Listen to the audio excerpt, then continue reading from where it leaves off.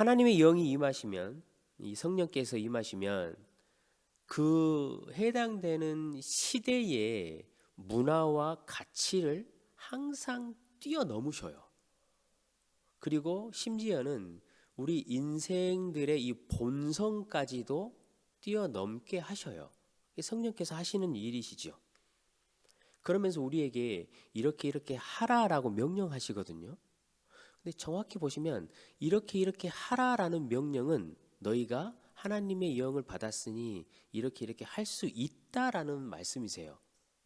결국은 우리에게 명령하시는 것처럼 보이지만 우리가 그 삶을 살고 그것으로 통해서 은혜를 누리라라고 말씀을 하시는 거예요. 당시에 에베소 당시 그리스 로마 문화잖아요. 부모와 자식 간의 관계를 생각해 보면요, 이 아버지, 특히 아버지가 그랬어요. 자식들은요 완전한 소유물이었어요. 심지어 딸이 태어나잖아요. 그럼 그 딸을 아버지가 마음에 안 들면 그냥 갖다 내다 팔 수도 있었어요. 그러니까 완전한 소유물이었고 완전한 도구였어요. 부모와 자식 간의 관계가 공포로 엮어진 관계였어요. 자녀들은 항상 마음속에 고통을 갖고 굴욕적인 삶을 살았던 거예요.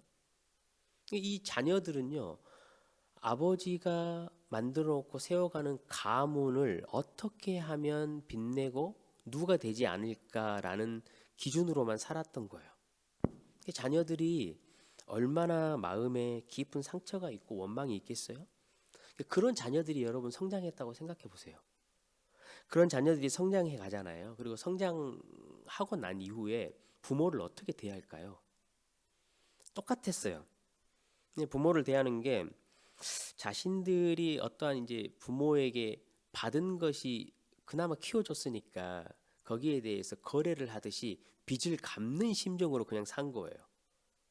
의무적으로 살아야 되고 주변의 사람들이 보는 눈이 있고 사회적 문화가 있으니까 그 체면을 지키기 위해서 부모를 그냥 대한 거예요. 부모에게 무엇이 얻을 것이 있을까 싶어서 부모에게 붙어 있는 것이고, 어쩔 때는 자녀로서의 그냥 정해진 그 시대의 본분에 맞게 연기를 하면서 살아야 되는 자녀들이 너무 많았어요. 그러니까 어떠한 정서적인 연결성이 부모와 자식 간에는 거의 없었다라고 보시면 돼요. 이런 게 그냥 그때 당시 사회였어요. 그런데 오늘 성령께서 주의 자녀들에게 성령을 충만하게 주시면서 이렇게 말씀하시잖아요. 주 안에서 네 부모를 순종하고 공경하라라고 말을 해요. 이게 얼마나 힘든 일이겠어요. 공경할 수 없는 부모죠. 근데 너희가 성령을 받았으니까 주 안에서 주를 공경하라. 아버지를 공경하고 부모님을 공경하라는 거예요. 이 말은 다른 말이 아니고요. 너희가 만난 예수님을 좀 기억해 보라는 거예요. 예수님의 목숨을 내어 주셔서 너희를 새로운 자녀 삼고 그의 영을 주셔서 새 사람을 만들어 주셨듯이 너희 아버지가, 너희 어머니가 너희들을 그처럼 어렵고 고통스럽게 키웠지만 좀 잘 긍휼하게 여기고 받아줘라. 그 말씀을 하시는 거야. 주 안에서 부모를 사랑하고 존경하고 하라는 말이. 예수님을 잘 기억하고 네 부모를 좀 대해라. 너희 그렇게 할 수 있어. 내가 내 영을 너희에게 부어줬잖아. 그 말씀을 하시는 거예요. 많은 경우 여러분도 그렇고 저도 그렇고 저희 조금 윗세대 분들은 부모님에게 상처가 좀 많이 있어요.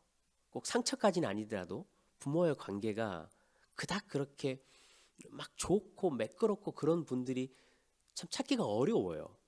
저도 기억해 보면 아버지하고 많은 기억이 없어요, 잘. 저희 아버지는 뭐 일찍도 돌아가시기도 하셨고 제가 부모님의 품을 좀 일찍 떠나기도 했지만 기억나는 게 아버지한테 어릴 때 맞은 것밖에 기억이 잘 안 나요, 이상하게. 좋은 거는 여러분 금방 잊어먹지만 안 좋은 거는 평생 가잖아요, 그냥. 그게 우리 본성인데 어, 비영어권 나라 전 세계에 있는 비영어권 나라에서 있는 사람들에게 이제 영어 단어 중에 어떤 단어가 당신이 생각했을 때 아름다운 단어이냐라고 영국에서 조사를 한번 한 적이 있어요, 과거에. 이제 리스트가 쭉 나오잖아요. 근데 1위가 여러분 혹시 뭔지 아세요? 1위가 엄마예요, 엄마. mother. 가장 비영어권 사람들에게. 2위가 passion, 열정. 순서가 쭉 나와요. 그럼 60이 70이 가면요. 단어가 호박도 나와요, 호박. 캥거루 이런 단어가 발음이 좋으니까 비영어권 사람들한테는 좀 좋게 느껴져요. 근데 그 리스트를 제가 쭉 보니까 아버지가 없어요, 단어에. 아버지라는 단어는 그 리스트에 없어요. 자신들에게 비영어권이니까 아무래도 그닥 그렇게 아름답게 들리지 않은 아픔과 어려움이 있었던 거예요. 근데 저도 아버지에 대한 기억이 그렇게 많이 없었지만 그런 것 같아요. 아버지의 중요함과 소중함은 자식일 때는 절대 몰라요. 근데 아버지가 되고 나서야 아버지를 아는 것 같아요. 그 이름이 얼마나 소중하고 얼마나 무게가 있었을까, 얼마나 그 시대를 살면서 자녀를 양육하기에 힘들었을까. 이제 아버지가 되고 나서야 비로소 아는 거예요. 이제 그거를 알고 나니까 공경하고 싶은 아버지가 안 계셔요, 여러분. 그러니까 오늘 본문에 그렇잖아요. 부모를 공경하라고. 주님의 마음으로 아버지와 어머니를 좀 이해해라 그 말씀이거든요. 계실 때. 그래서 성경 간단하게 말해요. 네 부모를 공경하라. 왜냐고요? 이것이 옳으니라. 우리는 본성적으로 그거를 아버지가 되고 부모가 되면 알아요. 옳으니라. 근데 그렇게 자기가 성장을 하고 난 이후에 아버지, 어머니를 공경하는 게 정말 쉽지 않잖아요. 상처가 너무 많으니까. 그래서 오늘 본문에 뭐라고 말하냐면요. 약속이 있대요. 하나님이 그 어려운 단계를 뛰어넘기 위해서 부모를 공경하면 이게 약속이 있는 첫 계명이니까 내가 너희에게 약속 한 가지를 줄게. 네가 네 부모를 공경하면 너가 잘 되고 이 땅에서 장수하게 해줄게라고 약속을 하셨어요. 그러니까 장수하게 해준다는 말은 단순히 오래 산다는 말이 아니에요. 너의 이 땅에서의 인생이 질적으로 아주 풍성하게 될 거야. 내가 그거 약속할게. 약속 있는 첫 계명이라고 말씀하셨거든요.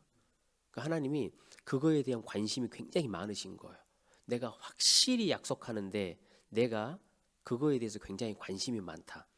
너가 네 부모에 대해서 하는 것을 가지고 너가 하나님이 나에게 하는 것으로 내가 볼게라고 말씀하시는 거예요. 그래서 너가 부모를 공경하는 모습을 보이면 네가 나를 공경하는 것으로 알고 내가 너에게 잘 되고 이 땅에 질적으로 풍성한 삶을 허락해 줄게라고 약속을 하셨어요. 성도 여러분, 부모님은 우리를 이 땅에 나게 하신 하나님의 대리자이잖아요. 그것으로도 충분히 우리가 공경하고 존경할 만하신 분이에요. 여러분 너무나 잘하고 계시겠지만 혹 마음속에 부모님과의 불편한 관계가 있거나 아직 해결되지 못한 것들이 있다면 이번 어버이날 이 기간을 맞이해서 주님께서 주신 약속을 신뢰하고 한번 부모님을 이해하고 좀 주님의 마음으로 긍휼하게 여길 수 있는 그런 이번 한 주가 되었으면 참 좋겠습니다. 자녀들에게도 그 이어서 이제 계속해서 이야기를 하셔요. 자녀 양육은 우리가 주일날 잠깐 보았으니까 좀 그 외에 다뤄지지 않는 간단한 이야기를 좀 아침에 말씀을 드리려고 하는데요. 여러분, 자녀를 양육하는 데 성공하려면 이 시대 사람들이 어떻게 하는 줄 아세요? 엄마의 정보력, 시댁의 재력, 아빠의 무관심, 이 세 가지가 있으면 자녀 양육을 성공할 수 있대요, 요즘 시대에는. 근데 오늘 본문에 보면요, 아주 독특한 말씀을 하셔요. 자녀를 화나게 하지 마라라고 이야기를 해요. 좀 뭐가 바뀐 것 같죠, 여러분? 대부분 보면 야, 엄마 아빠 화나게 하지 마 이렇게 말하는데, 부모에게 명령하시기를 자녀를 화나게 하지 말라고 말을 해요. 이게 무슨 말이냐면요, 자녀를 양육하는 데 있어서 그 자녀의 정서와 감정이 가장 우선적이라는 거예요. 다른 무엇을 가르치기 이전에 그 아이의 마음을 헤아려 주는 것이 그 자녀 양육에 있어서 가장 핵심이라는 거야. 그러니까 이건 자녀들이 기분 상할까봐 막 쩔쩔매고 막 그 아이들에게 어떻게 오냐 오냐 하라는 말씀이 아니에요. 골로새서에 보면요, 자녀를 화나게 하지 말라. 왜냐하면 네 자녀가 낙심할까 싶다라고 말씀을 하셨어요. 당시의 아이들이 앞서 이야기 드렸지만 분노가 가득 차 있잖아요. 억울하고 정서적으로 완전히 메말라 있잖아요. 근데 그것 때문에요, 아이가 바로 성장을 할 수가 없어요. 마음밭을 지키는 것이 가장 우선이에요. 잠언서에 그 기록이 있는 거 여러분 아시잖아요. 무릇 지킬 만한 것보다 네 마음을 지키라. 왜냐하면 이는 생명의 근원이 거기에 있습니다. 그래서 아이의 마음밭을 잘 양육할 수 있는 것이 부모에게 가장 중요한 거예요. 그래서 자녀가 성장하면서 어떤 종류의 씨앗이 거기에 탁 떨어지더라도 그 마음밭에서 열매가 맺힐 수 있는 거예요. 물이 떨어지면 물을 잘 흡수하고, 다른 말씀의 씨가 떨어져도 잘 흡수하고, 어떠한 자신의 기질이, 자신의 성품과 실력이 그 안에 딱 떨어지더라도, 배움이 떨어지더라도 그 마음밭이 잘 돼 있으면 열매를 맺는 거예요. 배수도 잘 되게, 땅이 좋으면 병충해도 들지 않고 안 좋은 것들 잘 흘려내려 보내고. 그래서 성경이 가장 먼저 자녀를 양육할 때는 화나지 않게 하라고, 마음을 잘 수스려 주라고 그렇게 말씀을 해요. 소유가 아니고 인격체이잖아요, 그렇죠? 그러니까 그 자녀들에게 너는 내 소유가 아니고 너는 하나님의 소유라라는 것을 자꾸 이야기를 해야 돼요. 그래서 하나님이 너에 대한 계획을 가지고 있어 라고 자꾸 이야기를 해야 돼요. 그래서 혹 부모가 실수하고 부모가 혹 못해 주더라도 그 아이의 마음속에는 나는 아버지 어머니의 소유가 아니고 하나님의 소유구나라는 게 딱 자리를 잡아요.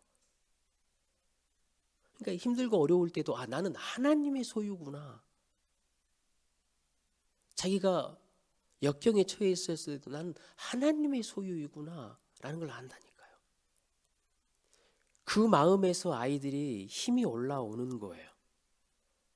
주의 징계와 주의 교훈으로 양육하라라고 오늘 본문에 말씀하잖아요. 주의 교훈과 주의 훈계로 가르치라라고 말씀을 안 하셨어요. 양육하라라고 말씀하셨어요. 그러니까 부모들이 자녀에게는요, 가르치는 게 아니에요.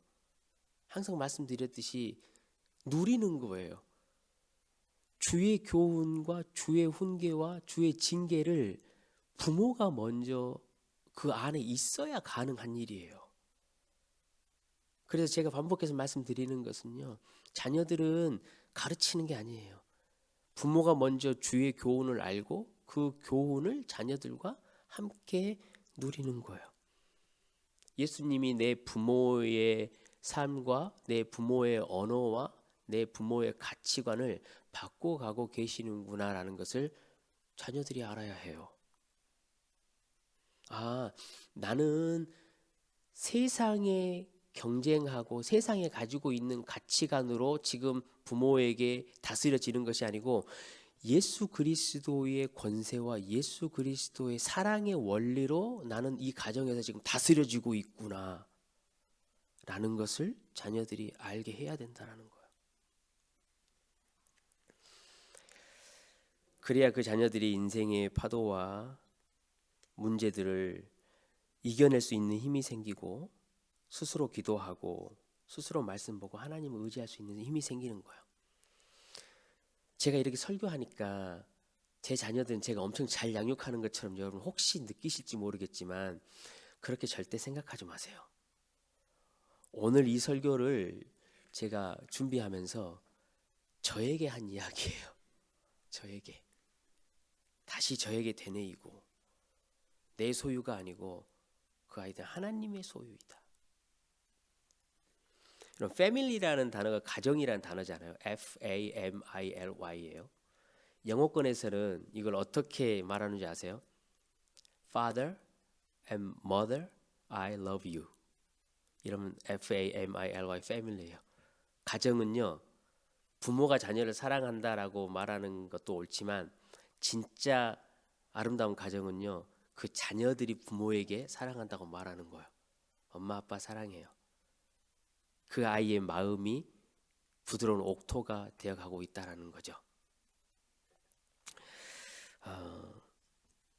성도 여러분, 결혼과 가정은 하나님께서 세우셨고 그 이후 붕괴됐지만 예수님께서 그것을 다시 회복시키셨습니다.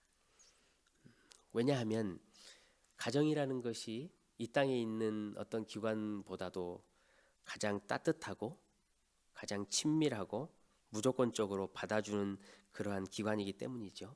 하나님의 나라를 맛볼 수 있는 이 땅의 거의 유일한 기관이에요. 그래서 하나님께서 이 땅의 가정들을 세우셨죠. 오늘 하루 성령 충만함을 구하시는 하루 되시기를 주님의 이름으로 축원합니다. 여러분 부모님을 한 번 더 기억하시고 부모님을 이해하고 그리스도의 마음으로 주 안에서 공경하는 하루 되시기를 축복합니다. 또한 자녀들도 우리의 모습을 통해서 오늘 하루 자녀가 예수님을 볼 수 있는 그런 하루 될 수 있도록 주님 그렇게 우리에게 은혜를 주시고 성령 충만하게 우리를 인도해 주십시오라고 기도할 수 있는 하루 되시길 주님의 이름으로 축원합니다.